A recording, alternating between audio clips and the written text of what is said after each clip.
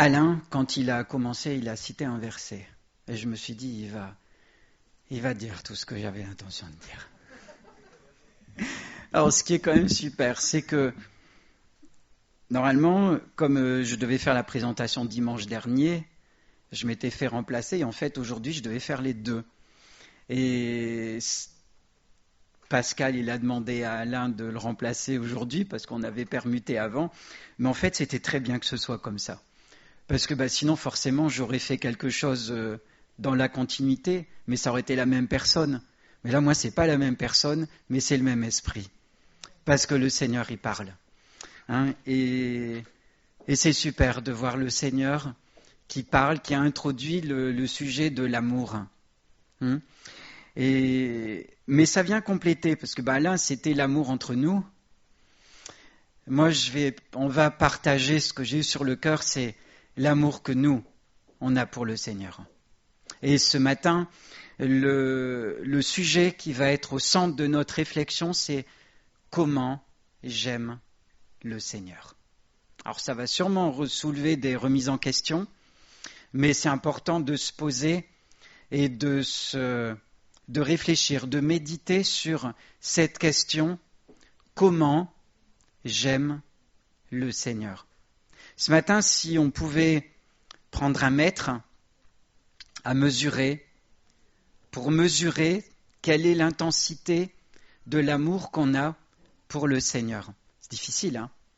Alors, on va parcourir des textes qui vont nous amener à réfléchir là-dessus, parce qu'il n'y a pas une unité de mesure qui existe, mais en tout cas, le Seigneur, il nous a quand même donné beaucoup de choses dans sa parole pour méditer là-dessus et voir.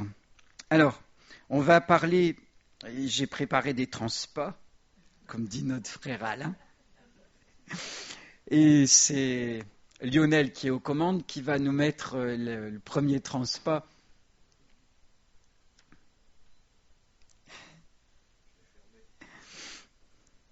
Mais c'est pas grave. Bon, parce qu'en fait, il existe beaucoup de degrés d'amour. On est d'accord ? On peut aimer quelqu'un en se disant, bon, celui-là je l'aime ou celle-là je l'aime, je la supporte, quoi. Voilà. C'est une façon d'aimer, je la supporte. On peut dire, bon, celui-là ou celle-là je l'aime un peu. Celui ou celle-là je l'aime bien. Celui ou celle-là je l'estime. Celle-là ou celui-là je l'aime. Je l'aime, je suis amoureux d'elle ou je suis amoureuse de lui. Vous voyez, il existe beaucoup de degrés dans l'amour qu'on peut manifester autour de nous. Vous êtes d'accord ? Vous le sentez comme moi. Il y a différents degrés dans l'amour qu'on va manifester.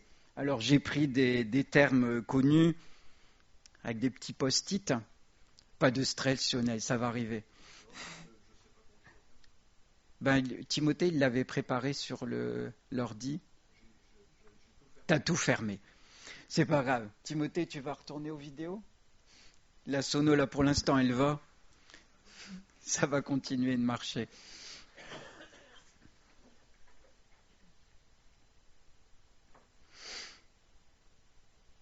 Et donc, la question à laquelle on va réfléchir ce matin, c'est comment j'aime Dieu ? Comment j'aime le Seigneur ? Et comme il n'y a pas le transpas, vous allez ouvrir vos Bibles. Dans Deutéronome 6, 5,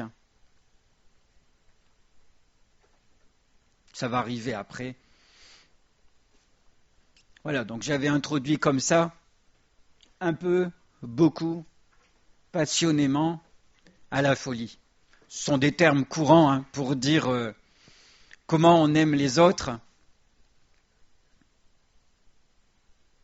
pour décrire les différents degrés qu'il existe.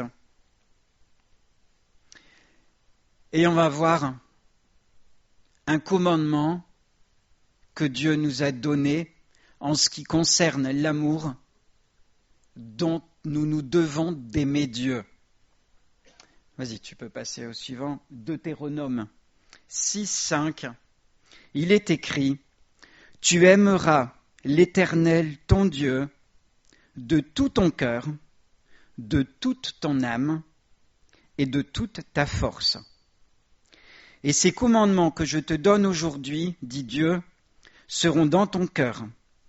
Tu les inculqueras à tes enfants et tu en parleras quand tu seras dans ta maison, quand tu iras en voyage, on pourrait dire en vacances, quand tu te coucheras et quand tu te lèveras. Tu les liras comme un signe sur tes mains, et ils seront comme des frontaux entre tes yeux. Tu les écriras sur les poteaux de ta maison et sur tes portes. » C'est dire que c'est tout de même assez important. Hein ?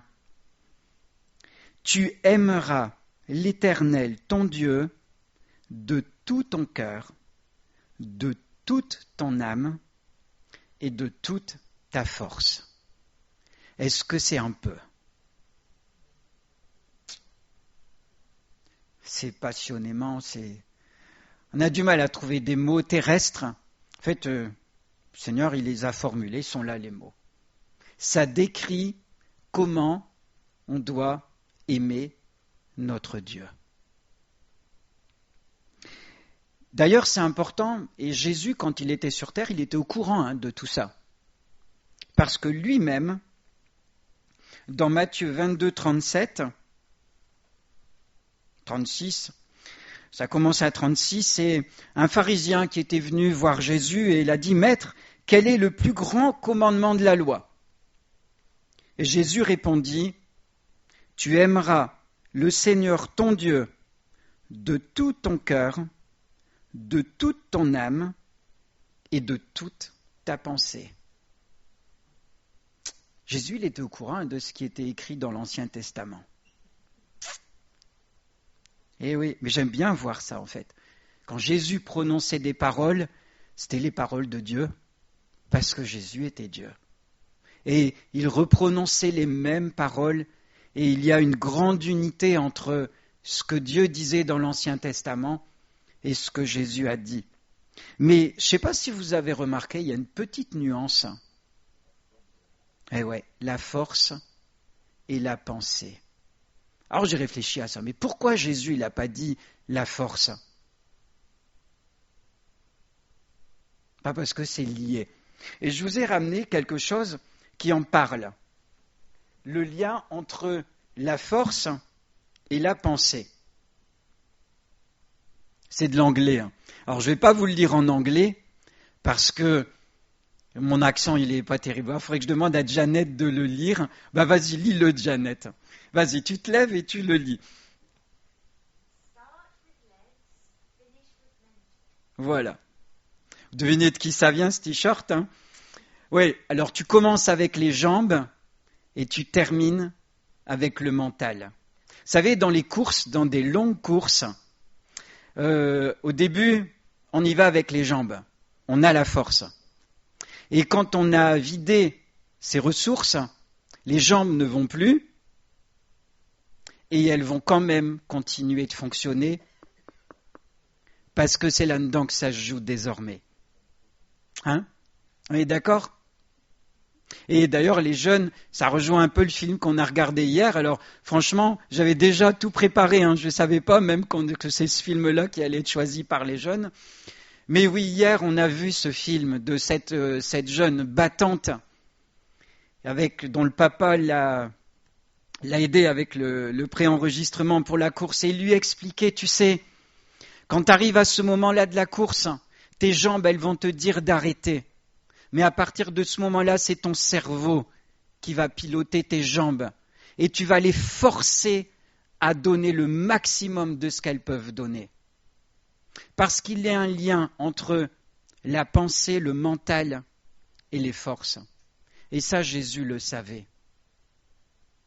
Jésus savait que quand les forces ne seraient plus là pour l'aimer, la pensée, elle allait prendre le relais sur la force. Et c'est vous dire l'énergie que Dieu attend de nous dans l'amour qu'on lui doit. On le voit au travers de ça. Et donc, le sujet de ce matin, il est quand même sacrément important. Comment j'aime Dieu? On aime plein de choses ici-bas. Il y a plein de choses qui attirent notre attention. Il y a plein de choses, il y a plein d'activités, de loisirs qui peuvent capter toute notre énergie. Est-ce qu'on n'en oublie pas par moment d'aimer Dieu avant toute chose? Tu aimeras le Seigneur, ton Dieu, de tout ton cœur, de toute ton âme, on va dire de toute ta force et de toute ta pensée. Ça veut dire c'est tout. Tout ce qui est en nous, Dieu s'attend à ce que ça sorte en amour pour lui. Et Jésus, il a dit que c'était le plus grand commandement. Il n'y en a pas d'autre au-dessus. Et il a cité le deuxième qui lui est semblable, juste le deuxième. Et voici le second qui lui est semblable. Ça veut dire qu'il est égal, hein. Semblable, ça veut dire que c'est pareil. Tu aimeras ton prochain comme toi-même. C'est la même chose. C'est au même degré. On ne croirait pas, hein? Mais Jésus a placé ces deux commandements au même niveau. L'amour envers Dieu et l'amour envers les autres comme l'amour qu'on a pour nous-mêmes. Alors peut-être que certains me diront, ouais, mais de toute façon, moi je ne m'aime pas. C'est vrai, ça arrive. Mais là, c'est qu'il y a un problème. Il y a un problème à résoudre. Parce que ce n'est pas normal de ne pas s'aimer. Donc, il nous faut aimer les autres comme on s'aime soi-même. Et il nous faut aimer Dieu de tout mon cœur, de toute mon âme, de toute ma force et de toute ma pensée. Ça demande quand même à s'asseoir et à prendre le temps de réfléchir et de méditer. C'est où j'en suis ce matin dans mon amour pour Dieu. Est-ce qu'il a cette place? C'est un commandement que le Seigneur nous demande d'observer. C'est pas aujourd'hui je le sens quoi. Je vais aimer Dieu aujourd'hui parce que il y a le feeling quoi. Je le sens, aujourd'hui ça va bien quoi. Et puis le jour où ça va pas, non, c'est tout le temps.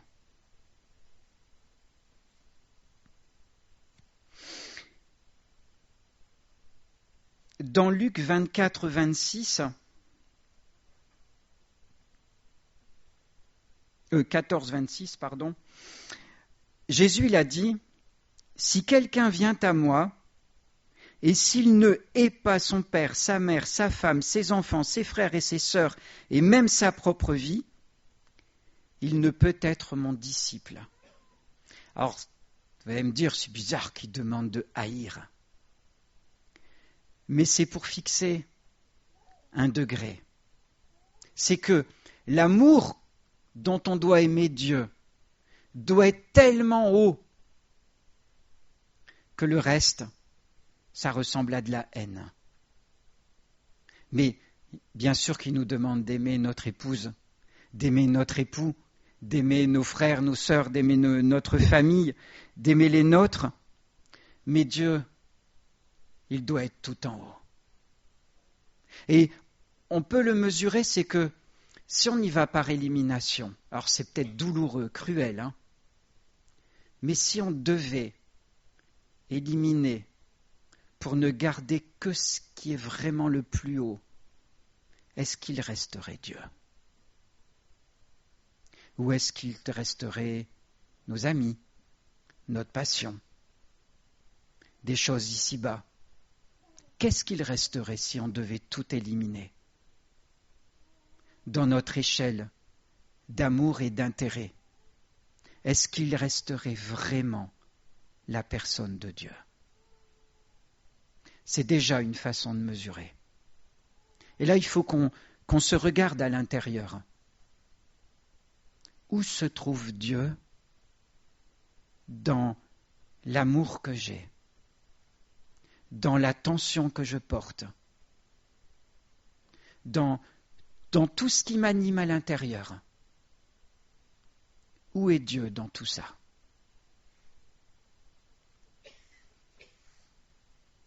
Dans Ésaïe 29, 13,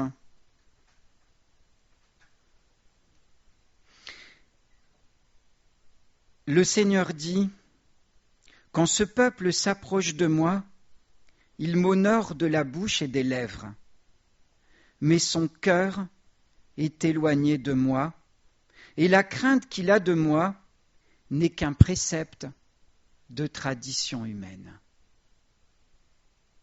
C'est ce que Dieu constatait quand il regardait son peuple, le peuple d'Israël.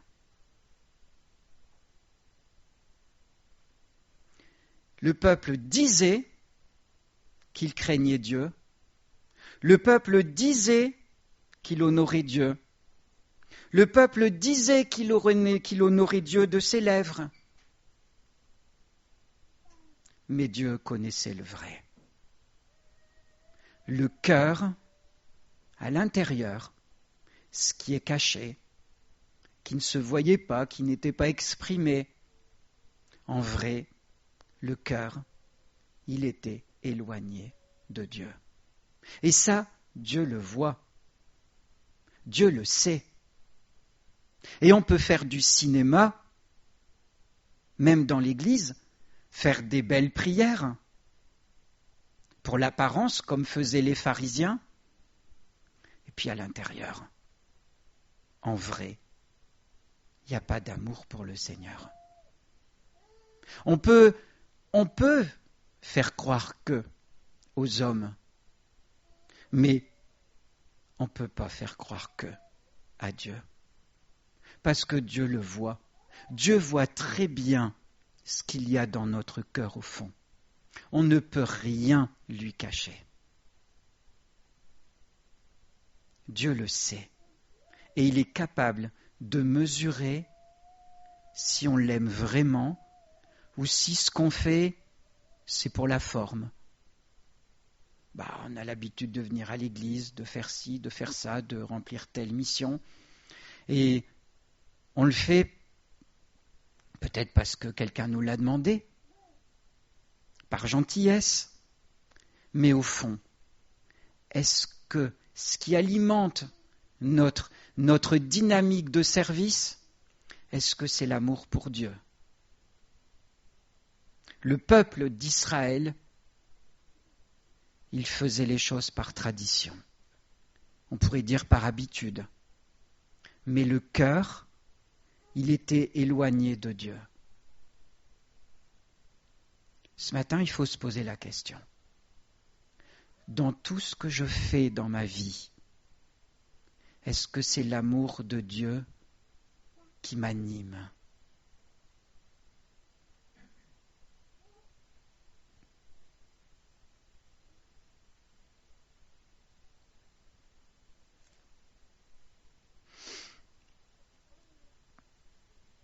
Dans Isaïe 63, 19,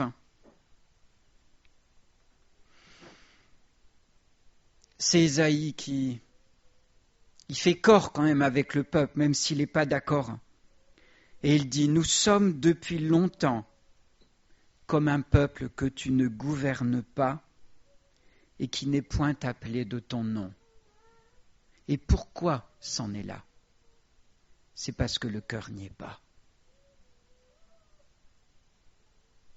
Et quand on lit ça, ça fait mal. Nous sommes depuis longtemps comme un peuple que tu ne gouvernes pas, qui n'est point appelé de ton nom. Parce qu'à force de faire semblant, à force de laisser les choses que le cœur n'y est pas,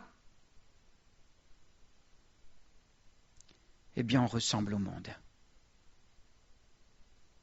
Est-ce qu'on a envie de ressembler au monde?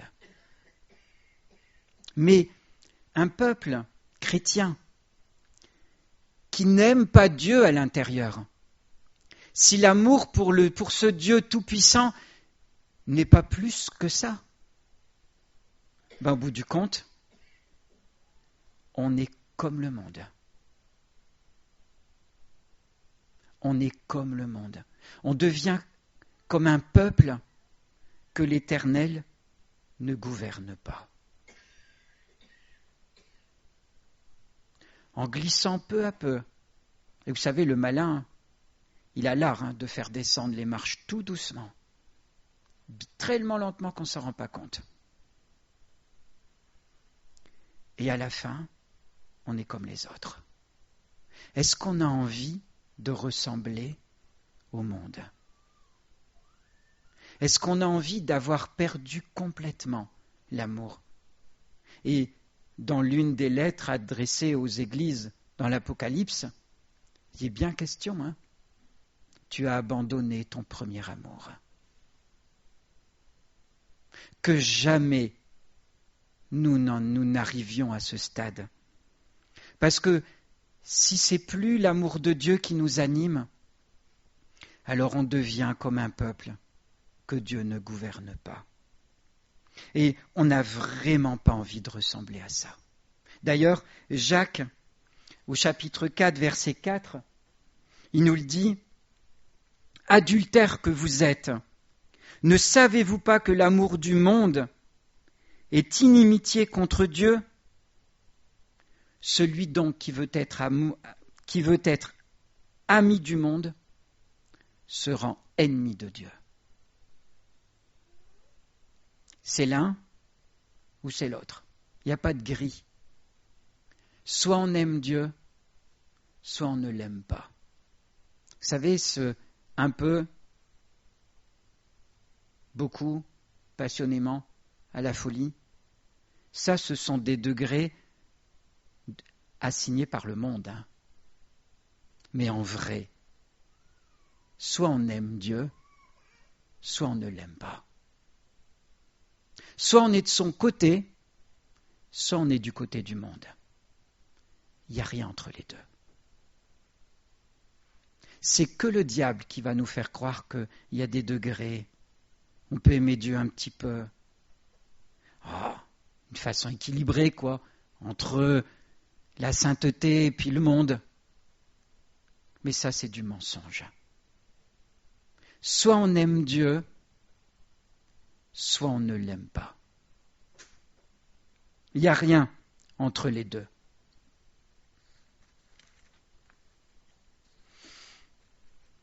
On va lire une petite histoire dans Matthieu. Alors j'espère que ce n'est pas trop petit. Ça va?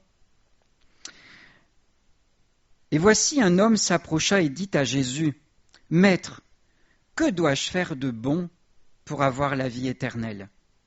Il lui répondit, c'est Jésus, « Pourquoi m'interroges-tu sur ce qui est bon?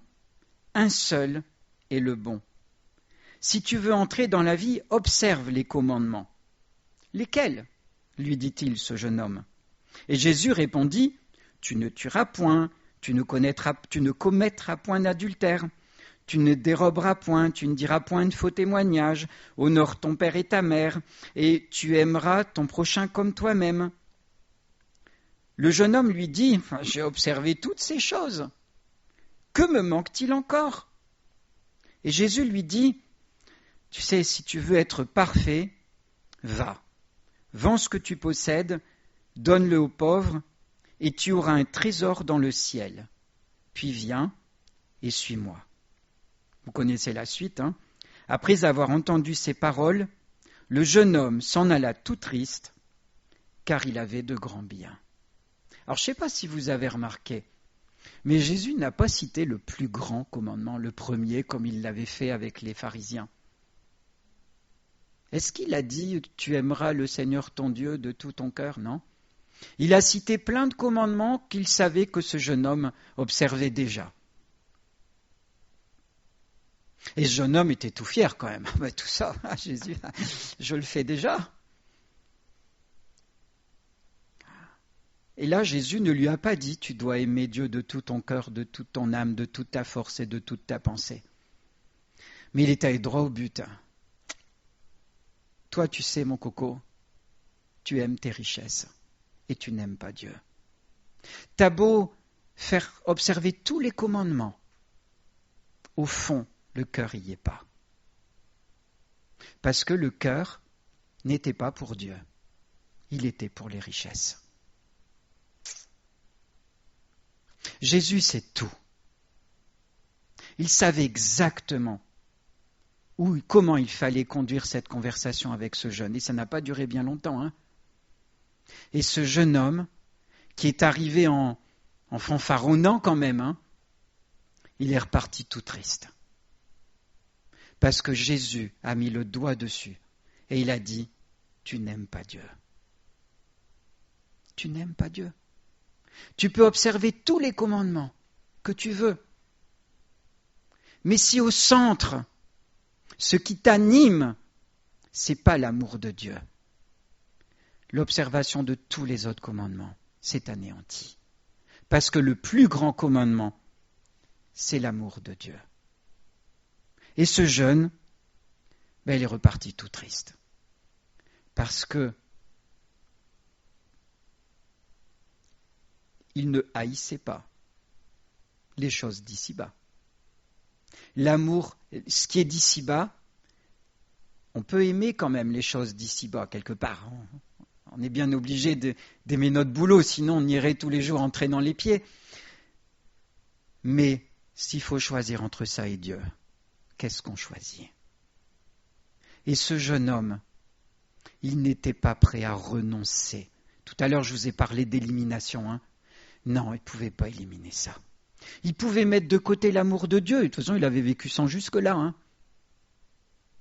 Mais alors, mettre de côté les richesses auxquelles il tenait, c'était pas possible. Et il l'a bien compris. Alors, il est reparti, tout triste. Pourtant, Jésus était venu pour lui donner le bonheur. Mais il est reparti tout triste. Parce qu'il n'était pas prêt à aimer Dieu comme il fallait. Pour lui, ce qui était important, c'était ses richesses.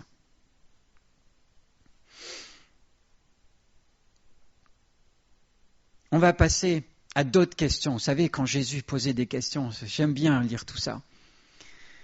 Au point, quelquefois, il y en a qui venaient le voir avec des questions, puis il répondait par des questions. J'en ai déjà parlé. Là, on va voir des questions que Jésus a posées à Pierre. Vous devez vous en douter. Les questions que Jésus a posées à Pierre. Et ce matin, je vous propose d'essayer de se mettre à la place de Pierre. Et d'imaginer, parce que le Seigneur, il peut nous poser les mêmes questions. Et ce matin, il nous les pose. Alors, je me suis permis de modifier la traduction de ma Bible. Je suis allé voir, je savais qu'il y avait des différents degrés qui avaient été utilisés, donc je suis allé voir dans le texte hébreu, même si je ne sais pas l'hébreu, mais aujourd'hui on a quand même beaucoup d'assistance avec des Bibles en ligne, et puis on voit les mots on a beaucoup de détails, et ça aide bien quand même à comprendre la profondeur des textes. Mais quand il y a une traduction, il y a des données qui sont perdues. Et il faut revenir au texte original. Dans Jean 21,15, après qu'ils eurent mangé, Jésus dit à Simon-Pierre, alors on va situer le contexte quand même si je pense que tout le monde le connaît. C'était après, quand Jésus était ressuscité. Et on sait tous que, avant que Jésus ne soit crucifié, Pierre, c'était le gars costaud, quoi. Lui, il avait la force, Il avait la force. Seigneur, je suis prêt à aller à la mort avec toi. Et Jésus lui a dit, tu sais, le coq n'aura même pas chanté 3 fois que tu m'auras renié 3 fois. Enfin, coq n'aura pas chanté que tu m'auras renié 3 fois plus tôt. Et Pierre, franchement, il n'était pas d'accord avec ces paroles de Jésus, parce qu'il comptait sur sa force. Et il a renié Jésus 3 fois. Et Jésus, plus tard, il va s'adresser 3 fois avec une question qui ressemble sacrément. Comme s'il voulait repasser sur ces 3 fois, non pour le condamner, mais plutôt pour lui montrer qu'il était pardonné et que Jésus lui confiait désormais une mission. Et c'est extrêmement profond. Après qu'ils eurent mangé, Jésus dit à Simon-Pierre, « Simon, fils de Jonas, m'aimes-tu plus que ne m'aiment ceux-ci » Ceux-ci, c'étaient les autres disciples. Il, Pierre, lui répondit, « Oui, Seigneur, tu sais que je t'aime bien. » Je t'aime bien. Bah oui, j'ai triché un peu, mais dans le texte en français, tu sais que je t'aime. Mais dans le texte hébreu, c'est pas le même degré. C'est un degré un peu en dessous. Et j'ai mis je t'aime bien pour qu'on comprenne bien, quoi. Jésus lui dit, paix mes agneaux. Alors, je voudrais ouvrir une petite parenthèse, paix mes agneaux. Vous savez, moi, quand je lisais ce texte-là, que j'étais enfant, je trouvais que Jésus, il était culotté. Parce que pour moi, paix mes agneaux, c'était tu les payes en argent. Bah ouais, mais je savais pas, moi. Je disais quand même, il demande de payer ses agneaux quand même, zut. Mais non, c'était paix mes agneaux, tu les fais paître. Ouais, mais quand on vous rigolez, mais quand on est enfant, je vous assure qu'il y a des choses qu'on comprend complètement de travers. Et je vais continuer avec une autre parenthèse, même si ça n'a rien à voir. Vous savez, les petits livres qui parlaient de Jésus. Il y avait un livre, sur la couverture, c'était Jésus, l'ami des enfants. Vous voyez, je sais pas, c'est des vieux livres de mon enfance qui parlaient de Jésus. Il y en avait d'autres, Enseigne-nous à prier. Enfin, il y a plein de petits livres. Et c'était Jésus, l'ami des enfants. Et moi, je lisais, Jésus, l'ami des enfants. Mais pour moi, dans une phrase, il y a un verbe. Mais là, il n'y en a pas.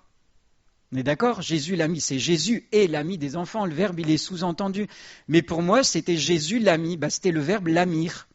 Jésus, il l'amissait des enfants. Et je ne savais pas ce que ça voulait dire. Comme quoi, quand on est enfant, il y a des choses qu'on peut ne pas bien comprendre. C'est pas grave.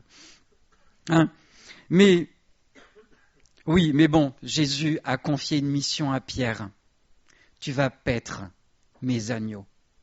Et Pierre, même s'il aimait juste bien comme ça Jésus, Jésus a voulu lui faire comprendre qu'il lui pardonnait son reniement et qu'il lui confiait désormais une mission.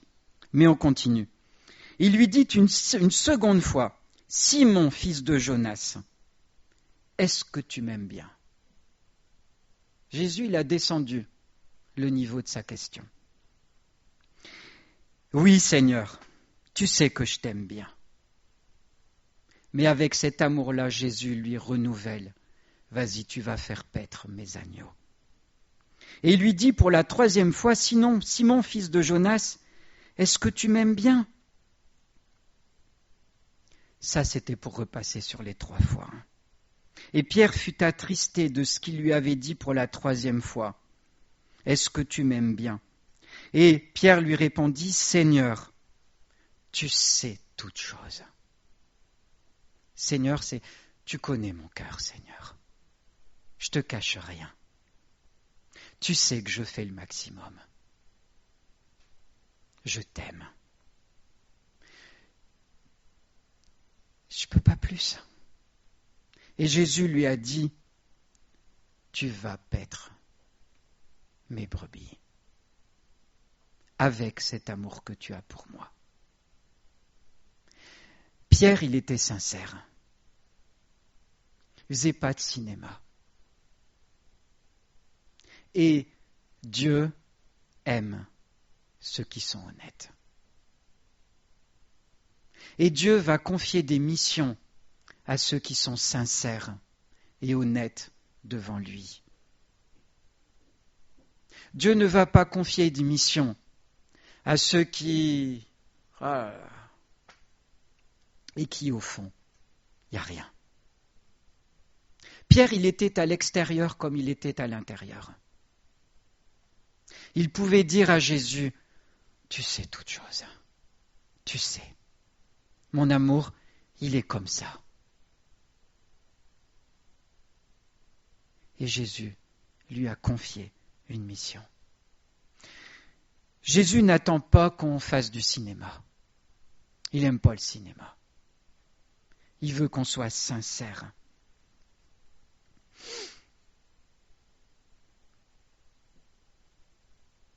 Et d'ailleurs, Jésus, il nous a créés. Pourquoi ?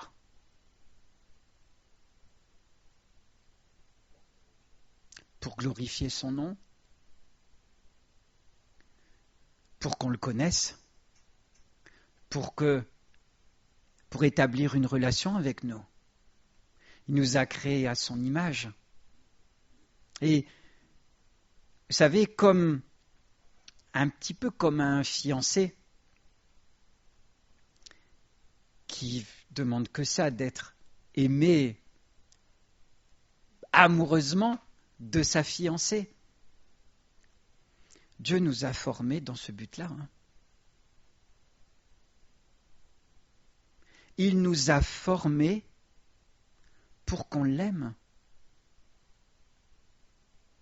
Et s'il a donné ce commandement, il ne nous a pas donné un commandement qui est infaisable, qui est impossible à mettre en pratique. On a été fabriqués de toutes pièces, entièrement, pour aimer Dieu. On a été formés pour ça. Dieu veut qu'on l'aime délibérément. Dieu veut qu'on l'aime de toute notre essence et que ça vienne naturellement. Il ne veut pas nous forcer la main. Et on sait que entre Christ et l'Église, il y a la même relation qu'entre un époux et son épouse. Le parallèle, il est clairement établi dans la Bible. Et c'est extrêmement merveilleux de voir l'amour dans un couple. De la même façon, Dieu attend de nous, l'épouse, des manifestations d'amour. On a été fabriqués pour ça. Et si on regarde autour de nous, dans la nature, vous savez que j'aime bien regarder la nature, mais tout a été disposé pour nous émerveiller envers notre Créateur. Encore hier matin, je suis allé un peu dehors, on voyait la lune, un magnifique croissant. Et on voyait l'autre partie de la lune, elle était éclairée aussi. Là, c'est la lumière que la Terre renvoie vers la lune. Mais on voyait l'autre morceau de la lune. On arrivait à le distinguer, on appelle ça la lumière cendrée. C'est la lumière que renvoie la Terre sur la lune. Mais c'était magnifique. Et en regardant ça, je disais au Seigneur, mais qu'est-ce que tu es merveilleux. Qu'est-ce que tu es merveilleux, Seigneur. Et vous savez, si on regarde tout ce qui est autour de nous dans la nature, depuis l'infiniment petit jusqu'à l'infiniment grand, mais ça suscite de l'admiration, non ? En ce moment, j'enseigne à des élèves la reproduction des animaux, des végétaux. Mais je suis moi-même émerveillé de ce que je leur raconte. Et je suis tellement content de leur raconter. Parce que c'est merveilleux de voir le fait que dans la nature, les choses, entre guillemets, sont capables de se reproduire. L'être humain n'est pas capable de fabriquer des choses qui se reproduisent. Mais dans la nature, ça se fait. L'homme ne sait pas faire ça. Mais Dieu, dans son intelligence, dans son amour pour nous, il a fait tout ça, il fait tout ça sous nos yeux, et ça suscite en moi de l'admiration. Mais c'est tellement grand, c'est énorme. Comment est-ce que notre attention ne peut pas être attirée par ce Dieu merveilleux qui a fait tout ça à merveille. Vous savez, je pense aux animaux. Si on regarde, il y a beaucoup d'animaux, le mâle est plus beau que la femelle. Et d'accord ? Et pourquoi ? C'est pour attirer sa femelle. C'est pour ça que ça a été fait comme ça. Mais quelque part dans la nature, Dieu, il a tout fait beau pour attirer notre attention. Pour qu'on se dise, mais Dieu est grand. Il est merveilleux. Il est beau. Et ça doit attirer notre attention. Mais Seigneur, tu es merveilleux, tu es grand. Et on tombe à genoux et on ne peut que l'aimer. Ce Dieu merveilleux qui nous a formés. Et dans le psaume 139, c'est marqué « Je te loue, Père, de ce que je suis une créature si merveilleuse et mon âme le reconnaît bien. » Ce sont toutes des choses que Dieu a faites et qui sont là pour nous montrer que Dieu est grand et nous produire en nous cet amour pour notre Créateur, pour notre Dieu, pour notre Sauveur. Vous ne croyez pas ? Mais si, c'est absolument merveilleux. Et donc Dieu s'attend à ce qu'on l'aime. Dieu s'attend à ce qu'on l'admire. Dieu s'attend à ce qu'en notre bouche, que de notre bouche, il coule de la louange pour lui. Parce que c'est normal, ça coule de source. Dieu est grand, il est merveilleux. Et ce matin, le Seigneur nous demande comme à Pierre, « M'aimes-tu ? M'aimes-tu » Alors, qu'est-ce qu'on répond au Seigneur ? Seigneur, je t'aime bien. Oui, Seigneur, je t'aime. Tu es merveilleux. Tu as tout fait pour moi. Tu m'as donné ta grâce. Tu as donné ta vie pour moi. Comment ne pas t'aimer au-dessus de tout ?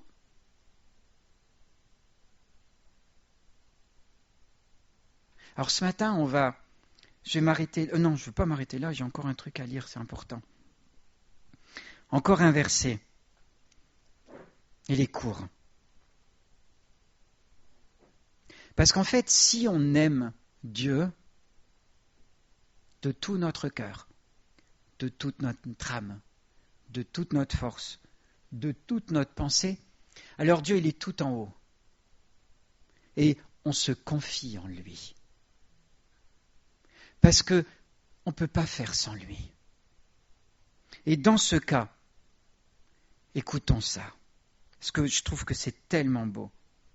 Béni soit l'homme qui se confie dans l'Éternel et dont l'Éternel est l'espérance. Si tu aimes Dieu, il est là tout en haut. Alors, celui-là ou celle-là, il ou elle est comme un arbre planté près des eaux et qui étend ses racines vers le courant. Il ou elle n'aperçoit point la chaleur quand elle vient et son feuillage reste vert. Dans l'année de la sécheresse, il n'a point de crainte et il ne cesse de porter du fruit. J'ai trouvé que ça décrivait bien celui qui aime l'Éternel. Et vous savez, ce fruit, c'est le fruit dont a parlé Alain tout à l'heure. Le fruit de l'esprit. Si j'aime Dieu, s'il est tout en haut comme ça, alors, loin de ressembler au monde, on va ressembler à cette image-là. Même dans la sécheresse, ça continue de tourner.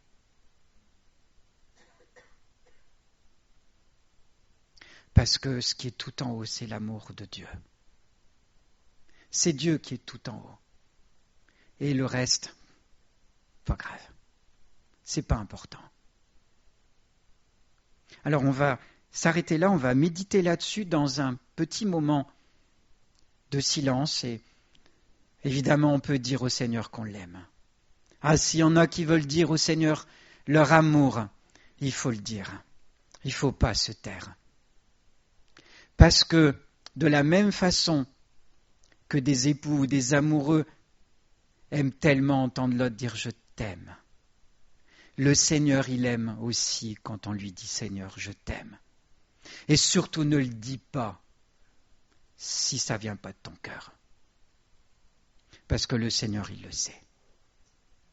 Dis-le si c'est vraiment ce qu'il y a à l'intérieur. Si ça bouillonne, dis-lui. Dis-lui combien tu l'aimes. Amen.